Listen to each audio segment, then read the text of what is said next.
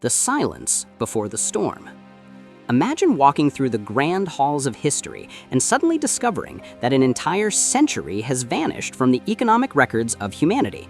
Not destroyed by fire or flood, not lost to war or conquest, but simply missing, as if those 100 years never existed in the minds of economists and historians.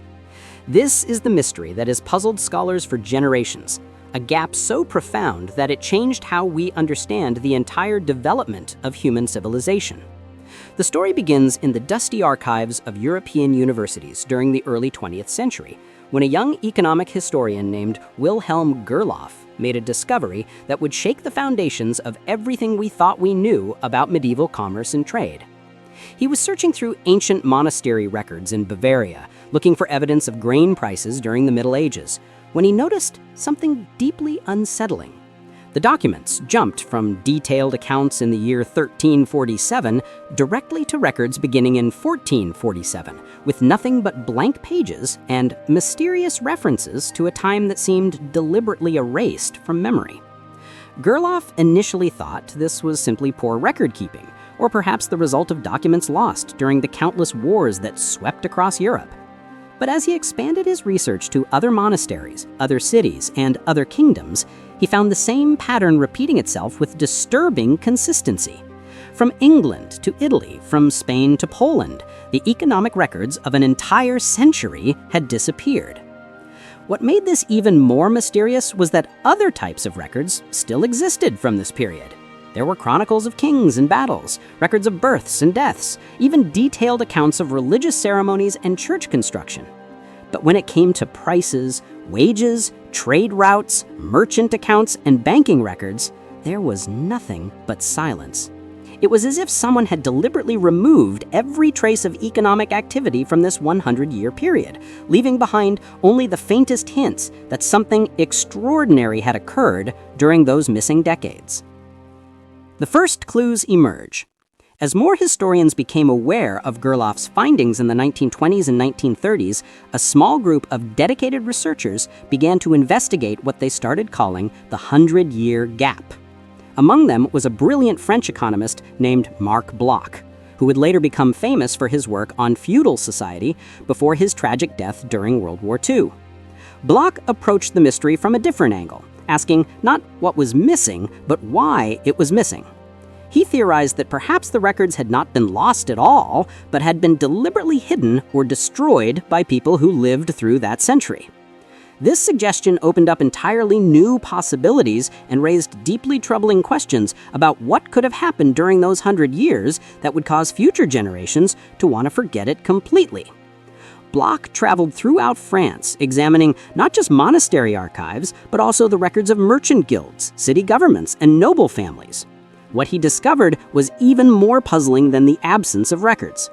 In several locations, he found documents that were clearly altered, with pages torn out or sections carefully scraped away, using knives, a common practice in medieval times, for reusing expensive parchment. But these alterations were not random. They specifically targeted sections dealing with economic matters, particularly those involving international trade and banking operations. In one remarkable case, Bloch found a ledger from a merchant in Lyon that had every single price and transaction amount carefully scraped away, while the names of people and goods remained perfectly readable. Someone had gone through this book page by page, spending countless hours removing only the economic data while leaving everything else intact. This was not the work of casual vandalism or simple record loss. This was systematic erasure, carried out with clear purpose and remarkable determination. The Black Death connection. For many years, historians believed they had found the answer to the mystery of the missing century. The Black Death, that terrible plague that swept across Europe beginning in 1347, killed somewhere between 1/3 and 1/2 of the entire population of the continent. The social and economic disruption was so catastrophic that it seemed entirely reasonable to assume that economic records had simply been lost in the chaos. Monasteries that kept careful accounts were devastated, with sometimes 90% of the monks dying within a single year. Merchant families were wiped out completely, their records scattered or destroyed. Cities saw their populations collapse, and with them went the scribes and accountants who maintained the books. The Black Death explanation became the accepted wisdom, taught in universities and repeated in textbooks for decades. But there were problems with this neat explanation that troubled careful researchers. The Black Death, as devastating as it was, did not destroy all records from the period.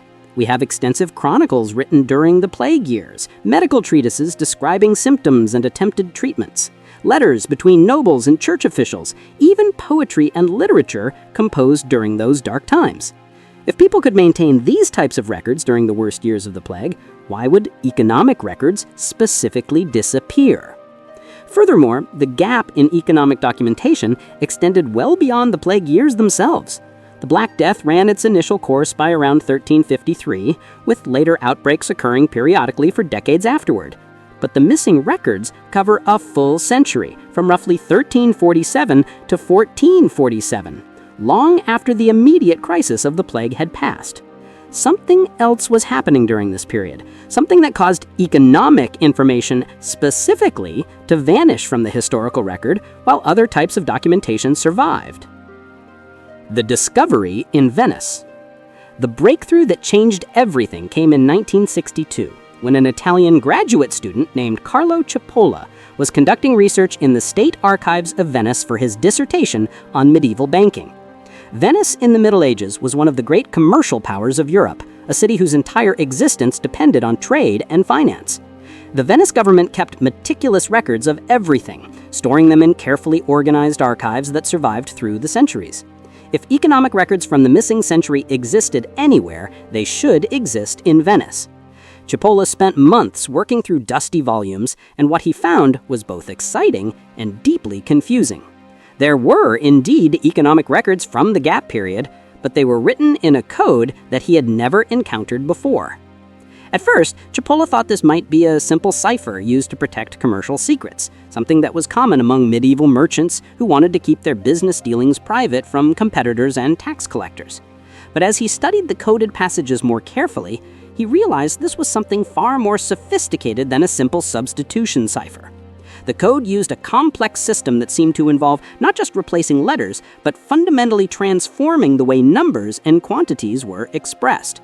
Even more strangely, different documents used different versions of the code, as if the system itself had evolved and changed over time. Cipolla spent the next 5 years of his life trying to crack this code, consulting with mathematics and cryptography experts, but with no success. The secret of the Venetian documents remained locked away, tantalizingly close, but impossible to access. However, Cipolla's discovery proved one crucial thing.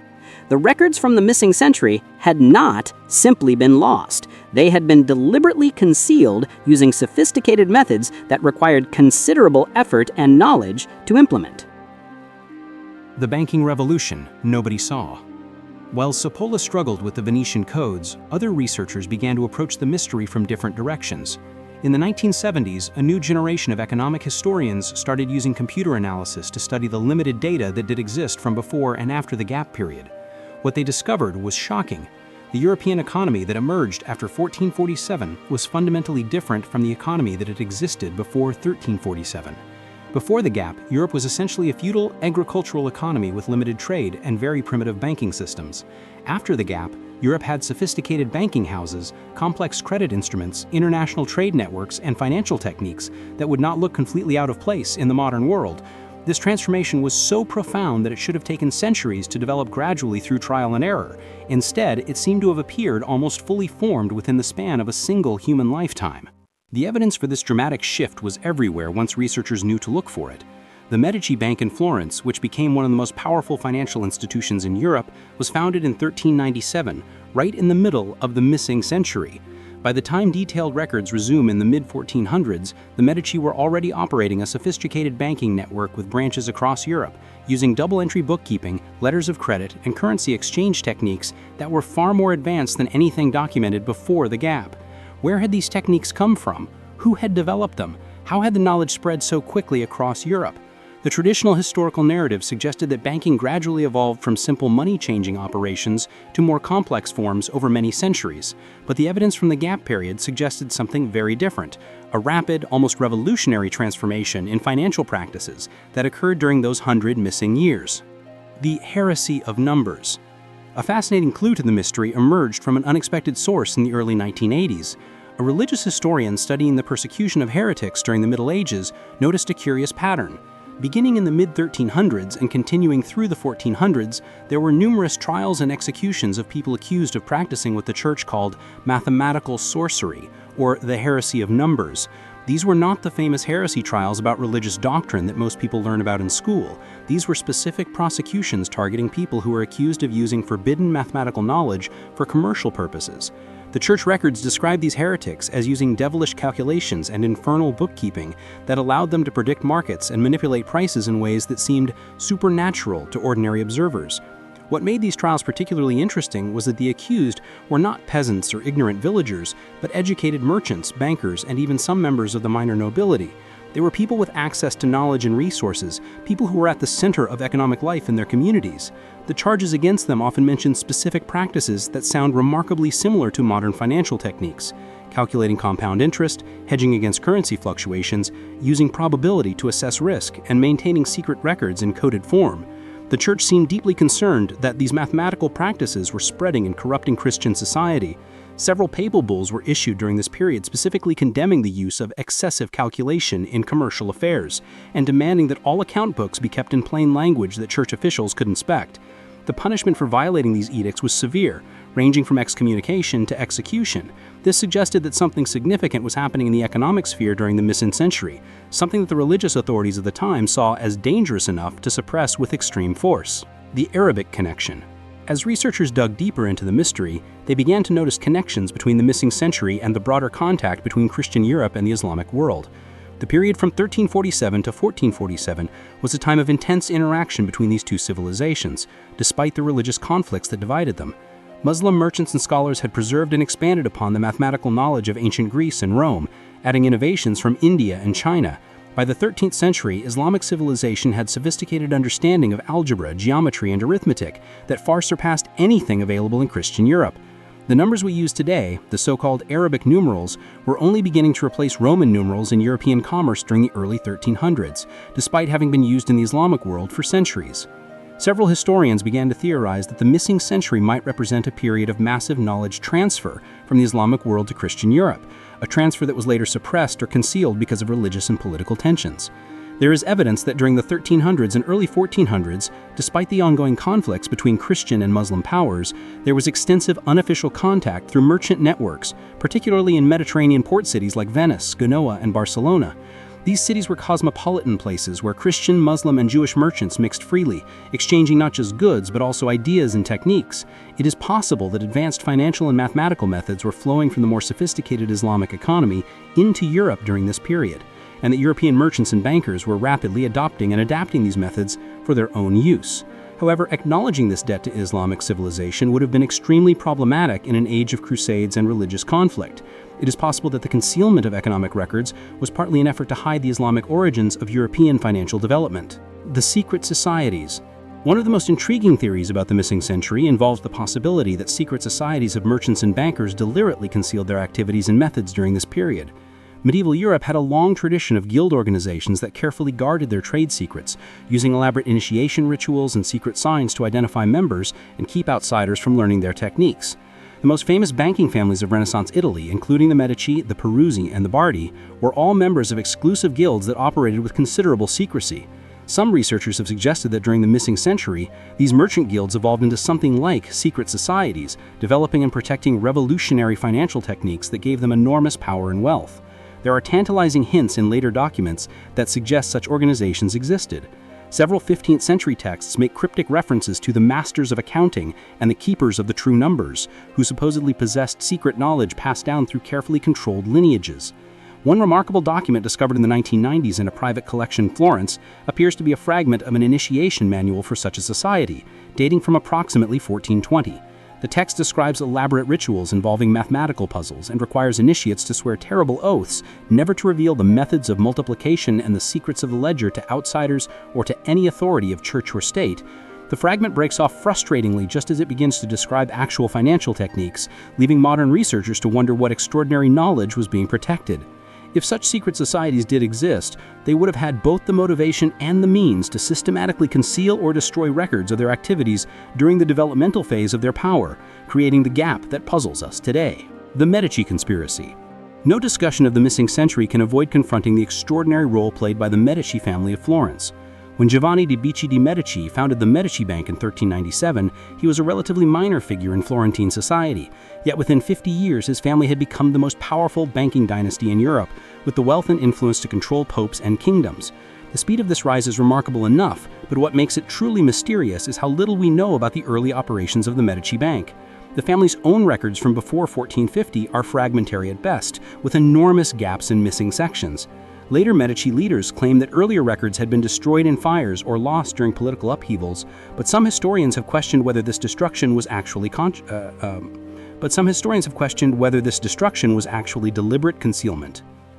What we do know about the early Medici operations suggests they possessed financial techniques far in advance of their competitors. They pioneered the use of double-entry bookkeeping in a systematic way. They developed sophisticated methods for currency exchange and risk management, and they created an organizational structure that allowed them to coordinate operations across multiple countries with remarkable efficiency. Where did these innovations come from? Who had developed them? How had the knowledge spread so quickly across Europe? The traditional historical narrative suggested that banking gradually evolved from simple money-changing operations to more complex forms over many centuries. But the evidence from the gap period suggested something very different, a rapid, almost revolutionary transformation in financial practices that occurred during those 100 missing years. The code breakers. The mystery of the Venetian codes that Carlo Cipolla had discovered in the 1960s remained unsolved for decades, frustrating generations of researchers who knew that crucial information was locked away in those encrypted documents. But in 1998, a breakthrough came from an unexpected direction. A team of computer scientists working on medieval history as a hobby project decided to employ modern cryptographic analysis and machine learning techniques to the Venetian codes. They scanned thousands of pages of coded documents and fed them into sophisticated pattern recognition software, looking for statistical regularities that might provide clues to the underlying structure of the cipher. After months of computational analysis, they discovered something remarkable. The Venetian codes were not actually ciphers in the traditional sense. Instead, they represented a completely different system of mathematical notation. What the Venetian merchants were doing was recording their transactions using an early form of algebraic notation that allowed them to perform complex calculations and maintain accounts in ways that were impossible using Roman numerals or even standard Arabic numerals. This system appeared to have been specifically designed to handle concepts like compound interest, currency exchange rates, and risk assessment. Once they understood this, they could begin to translate the coded documents not by breaking a cipher, but by understanding the mathematical logic underlying the notation. What emerged from these translated documents was astonishing. The Venetian merchants of the late 1300s and early 1400s were operating with a level of mathematical sophistication that historians had believed did not exist in Europe until at least the 17th century. They were calculating probabilities, optimizing trading routes, assessing credit risk using techniques that closely resemble modern actuarial science, and even engaging in activities that look remarkably like futures trading and derivatives. This was not the simple medieval economy of popular imagination. This was something approaching modern capitalism, emerging 300 years earlier than anyone had thought possible. The Church's dilemma. As more information about the missing century emerged from translated documents and careful analysis of fragmentary records, historians began to understand why the Catholic Church had been so troubled by these developments. Medieval Christian theology had very specific teachings about economics and commerce, most notably the prohibition against usury, the charging of interest on loans. This prohibition was based on biblical texts and the writings of church fathers, and it was taken extremely seriously. Lending money at interest was considered a mortal sin, punishable by excommunication and eternal damnation. Yet, the sophisticated banking operations that were developing during the missing century absolutely required charging interest on loans. Without interest, there would be no way to compensate lenders for risk, and no way to make banking operations profitable enough to sustain the massive scale they were reaching. The solution that medieval bankers developed were elaborate systems of financial engineering designed to hide the interest component of loans behind complex arrangements involving currency exchange, partnership agreements, and other legal fictions. These techniques required sophisticated mathematics and careful record-keeping, exactly the kinds of practices that were being coded and concealed during the missing century. The church authorities were caught in a terrible dilemma. They could see that the new banking practices were enormously beneficial to society, facilitating trade, supporting the growth of cities, and even funding the construction of great cathedrals and churches. But the theological prohibition against usury was clear and absolute, and could not simply be ignored without undermining the Church's moral authority on all matters. The result was an uneasy compromise, in which banking activities were allowed to continue as long as the mechanisms by which interest was actually charged remained obscure and could be plausibly denied. This need for plausible deniability may explain much of the concealment and coding of records during the missing century. The bankers needed to keep accurate accounts for their own purposes, but those accounts had to be kept in forms that would not provide clear evidence of usury if examined by church authorities. The Jewish question. Another crucial piece of the puzzle involves the role of Jewish merchants and bankers during the missing century. Jews in medieval Europe faced severe restrictions on most occupations, but were often allowed or even encouraged to work as moneylenders and merchants, precisely because these activities involved handling money and charging interest, things that Christians were forbidden to do by their religion. Jewish communities developed sophisticated financial networks across Europe, maintained by family connections and shared religious identity that transcended political boundaries. Jewish scholars also had access to mathematical knowledge from the Islamic world through Hebrew translations of Arabic texts, giving them technical capabilities that most Christian merchants lacked. There is considerable evidence that Jewish financiers played a crucial role in developing and spreading advanced banking techniques during the 1300s and 1400s. However, this period was also a time of terrible persecution for Jewish communities across Europe. The Black Death led to waves of violence as frightened populations looked for scapegoats, and thousands of Jews were murdered in pogroms. Many Jewish communities were expelled entirely from various kingdoms and cities during this period. These expulsions and persecutions would have resulted in the loss or destruction of many records, contributing to the gaps in economic documentation.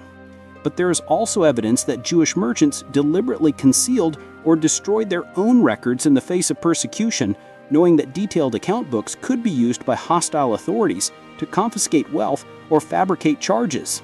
Some historians have suggested that the missing century reflects not just the concealment of Christian economic records, but also the catastrophic loss of Jewish commercial documentation due to persecution.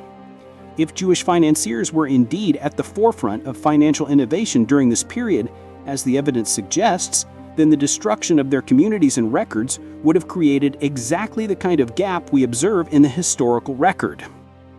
The technology factor.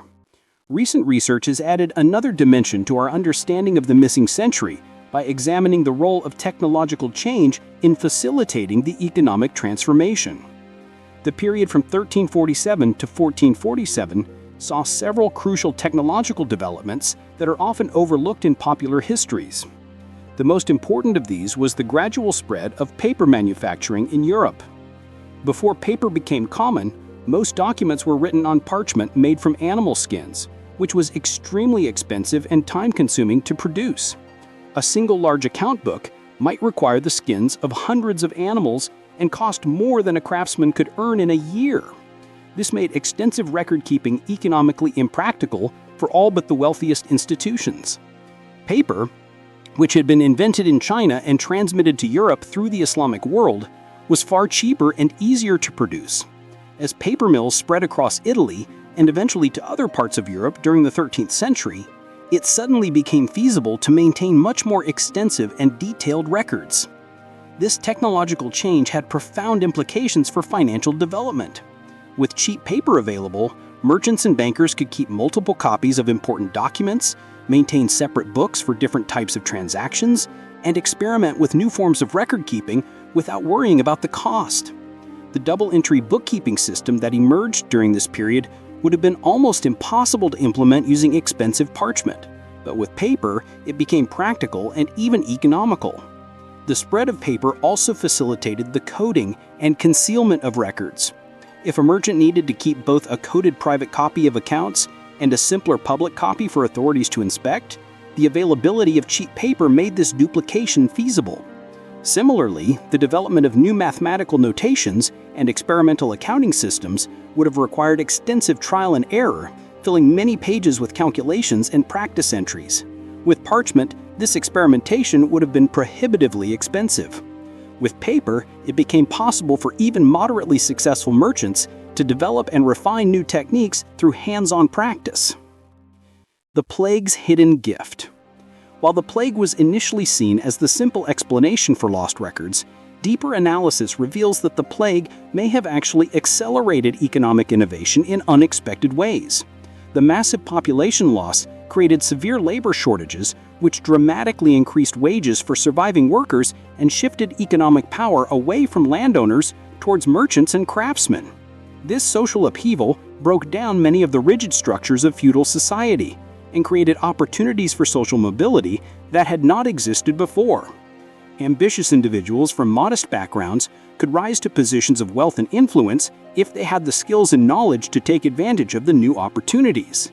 This created strong incentives for learning and innovation, including the adoption of new mathematical and financial techniques that could provide competitive advantages.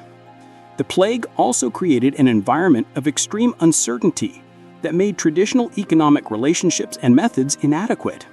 With populations fluctuating wildly, trade routes disrupted, and whole regions depopulated, merchants and bankers needed new tools for assessing risk and managing uncertainty. This necessity may have driven the rapid development and adoption of more sophisticated financial methods during the missing century. Furthermore, the social chaos and disruption of the plague years created cover for changes that might otherwise have been resisted by conservative authorities. When entire institutions were collapsing and societies were struggling simply to survive, innovations in banking and commerce could spread without attracting the scrutiny and potential opposition they might have faced in more stable times. By the time social order was restored and authorities could turn their attention to economic affairs, the new methods were already established and could not be easily rooted out. The plague years may have provided a crucial window of opportunity during which financial innovation could advance rapidly, and the subsequent concealment of records may reflect just how much change had occurred during that chaotic period. The modern implications. The mystery of the missing century is not just an interesting historical puzzle. It has profound implications for how we understand the development of modern capitalism and the global economy we live in today. The traditional narrative, taught in schools and universities, suggests that capitalism developed gradually over many centuries, emerging from feudalism through a slow evolutionary process of trial and error. This narrative implies that our modern economic system is the natural and inevitable result of human nature and rational development. But the evidence from the missing century suggests a very different story. It appears that many of the fundamental techniques and institutions of capitalism were developed quite rapidly, perhaps over just a few generations, by specific groups of people working deliberately to create new methods and systems. This was not inevitable evolution, but conscious innovation, carried out in secret because the innovators knew their work would be opposed by religious and political authorities. This realization changes how we think about economic systems in general. If capitalism was invented rather than evolved, then it is not the only possible economic system or the natural endpoint of development. Other systems might be invented in the future, or we might discover that alternative systems were developed but suppressed, just as evidence suggests happened with earlier financial innovations that did not serve the interests of those in power. The missing century also raises troubling questions about what we might call epistemological power, the power to control what knowledge is preserved and what is forgotten. The systematic concealment of economic records during the missing century was an exercise of this power, determining what future generations would and would not know about the past. This makes us wonder what other crucial periods or developments in human history might have been similarly concealed or distorted. How much of what we think we know about the past is actually accurate, and how much has been shaped by the deliberate actions of people who wanted to control the historical narrative for their own purposes. The continuing investigation. Even today, historians and economists continue to uncover new evidence about the missing century, and our understanding continues to evolve.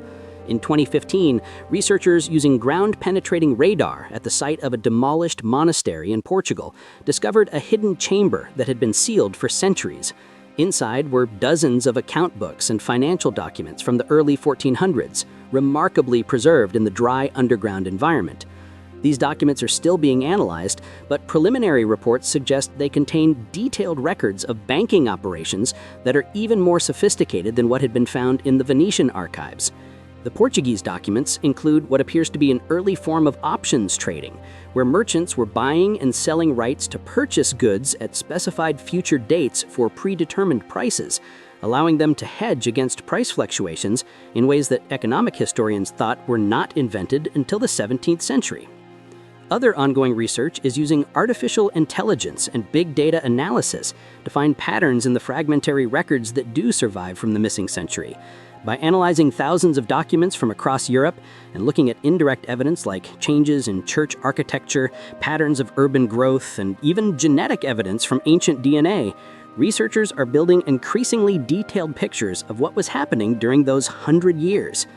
One particularly exciting avenue of research involves analyzing the chemical composition of paper and ink from documents of the period, which can reveal information about trade networks and the movement of people and ideas. This forensic approach has already shown that certain types of ink used in Italian financial documents of the 1400s contain materials that could only have come from the Middle East, providing physical evidence of contact and knowledge transfer between Christian and Islamic civilizations. Each new discovery adds another piece to the puzzle, but also often raises new questions, ensuring that the mystery of the missing century will continue to fascinate researchers for generations to come.